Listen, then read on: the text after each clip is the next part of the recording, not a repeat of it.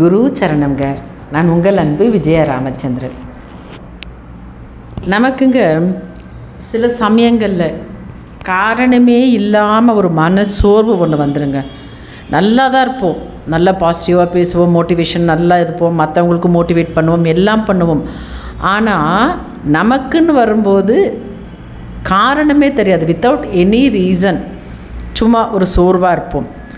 என்ன தெரியுமாங்க, எல்லாருக்காகவும் விழுந்து விழுந்து விழுந்து வேலை செய்வோங்க. நம்ம எல்லாருமே இப்போ நம்ம வீட்டில் குழந்தைங்களாகட்டும் மற்றவங்க எல்லோரும் அவங்கவுங்க வேலையில் பிஸிங்க. நம்ம நமக்குள்ளே ஒரு ஏக்கம் இருக்குங்க.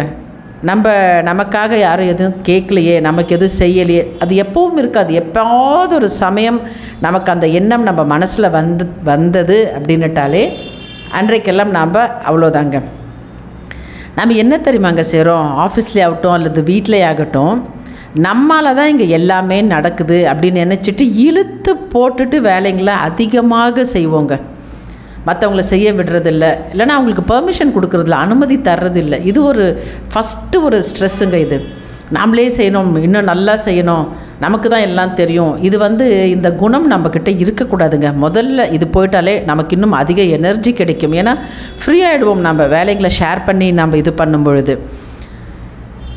அதே மாதிரிங்க நமக்குன்னு ஒரு நாளை நம்ம ஒதுக்கணுங்க. இப்போ சப்போஸ் நீங்கள் ஆஃபீஸ் போகிறவங்களா இருந்தாக்காங்க, ஒரு நாள் லீவ் எடுத்துக்கணுங்க. எல்லாரும் அவங்கவுங்க வேலையில் பிஸியாக பறந்துருவாங்க.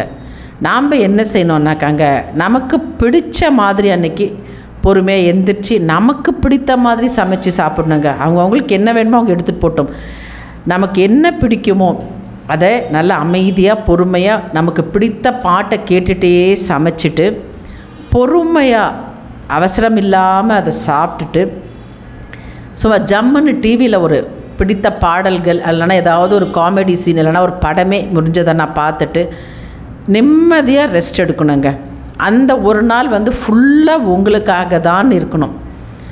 அல்லது உங்கள் மனசுக்கு பிடிச்ச மாதிரி செய்யணும். சப்போஸ் உங்களுக்கு வெளியில் போய் ஒரு விண்டோ, இப்போ எனக்கு மனசு ரொம்ப சரியில்லைனா சும்மாவது ஒரு ரவுண்டு போயிட்டு வரேங்க, ஒரு விண்டோ ஷாப்பிங். அல்லது நான் எனக்கு பிடிச்ச மாதிரி செஞ்சு சாப்பிட்டுட்டு, ஏன்னா அந்த விஷயத்துக்கு தான் நான் வரேங்க. நான் ஆஃபீஸ் போகிறதால நான் லீவ் எடுத்துக்கிட்டேன். அன்றைக்கி எனக்கு பிடிச்ச மாதிரி எல்லாம் நல்லா செய்து சாப்பிட்டுட்டு நல்லா ரெஸ்ட் எடுத்துகிட்டு அவ்வளோ ஒரு கிளாரிட்டி கிடைச்சதுங்க. நிதானமாக நான் அடுத்த நாள் போனேன். ஆஃபீஸில் கேட்டாங்க, என்ன நேற்றுக்கு ஏதாவது உடம்பு சரியில்லையா என்னன்னு. இல்லைங்க, எனக்கு பிடிச்ச மாதிரி சமைச்சு சாப்பிட்டு ரெஸ்ட் எடுக்கணுன்றதுக்காக ஒரு நாள் லீவ் எடுத்தேங்க. அவங்க எல்லோரும் என்ன நின்று திரும்பி பார்க்குறாங்க.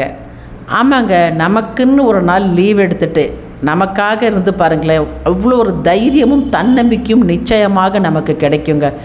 சப்போஸ் நீங்கள் ஆஃபீஸ்க்கு போகலை, வீட்டில் இருக்கீங்க அப்படின்னாக்காங்க, அன்றைக்கு ஒரு நாள் சமையலுக்கு ரெஸ்ட்டு கொடுங்கங்க. உங்களுக்கு என்ன வேணுமோ அதை வெளியில் ஆர்டர் பண்ணி வாங்கி சாப்பிட்டுட்டு, ஆனால் அதை வெளியில் ஆர்டர்னாலே கொஞ்சம் யோசிப்பீங்க. அன்றைக்கி ஒரு நாள் பரவாயில்லைங்க, கிச்சனுக்கு ஒரு லீவ் விட்டுட்டு உங்களுக்கு பிடிச்ச மாதிரி வெளியில் ஒரு ரவுண்டு போயிட்டு வாங்க. இல்லை ஒரு கோவிலுக்கு போக பிடிக்குதா போயிட்டு வாங்க. உங்களுக்கு பிடிச்ச மாதிரி உங்களுக்குன்னு மட்டுமே அந்த நாளை நீங்கள் செலவிடணுங்க. அப்போது நமக்கு தன்னம்பிக்கை அதிகமாகும்போது என்ன தெரியுமாங்க, எந்த சூழ்நிலையிலையுமே நமக்கு நமக்கு நாமளே ஆறுதல் சொல்லிக்கொள்கிற அந்த பக்குவம் நமக்கு வந்துட்டதுன்னாக்காங்க லைஃப்பில் எல்லாவற்றையும் சாதிக்கலாங்க. இப்போது சம்பளம் வருதுங்க, ஒரு 10% எடுத்து சேமித்து வைன்னு சொல்கிறாங்கல்ல, சேமித்து வைக்கலாம், தப்பே இல்லைங்க. ஒரு 2% நமக்காக நாம் செலவு பண்ணணுங்க. அப்போது நமக்காக ஒரு வாழ்க்கையை வாழ்ந்தோம் அப்படின்ற ஒரு தைரியம், ஒரு நிம்மதி நமக்கு கிடைக்கும் பொழுது நம்மை சுற்றி இன்னமுமே ஒரு நல்ல வைப்ரேஷனும் கிடைக்குங்க. இதை ட்ரை பண்ணி பாருங்கள், எப்பவும் நமக்கு நல்லதே நடக்குங்க. Thank you so much.